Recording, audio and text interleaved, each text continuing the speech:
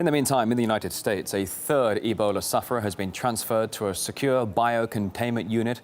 The home of the 29-year-old nurse in Dallas has been decontaminated, but one detail was overlooked. For example, the video I should show you in just a moment of her, the nurse being loaded onto the plane there, but as you can see, this plain-clothed man there is walking alongside with no protective gear whatsoever.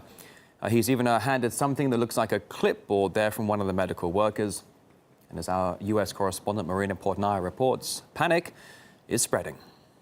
Following 3 confirmed cases of Ebola infection and 1 unfortunate death, U.S. officials continue to insist they have the deadly virus contained and under control. But for many Americans, Washington's reassurance isn't enough. Online sales of Ebola survival kits, including face masks, boiler suits, and safety goggles, have soared amid fears of a domestic outbreak. On Amazon.com, a pack of 10 face masks tells customers the product is recommended by the World Health Organization for protection against Ebola. But while businesses are cashing in on a panicked public, anxious consumers are likely to be wasting their money. Medical experts have repeatedly stated that Ebola is not airborne, which means face masks serve no protective purposes. The World Health Organization says the virus is only transmitted through bodily fluids such as sweat, blood, vomit, or feces of someone showing symptoms. Rick Peedley has been selling protective gear in his online store, mostly to construction firms,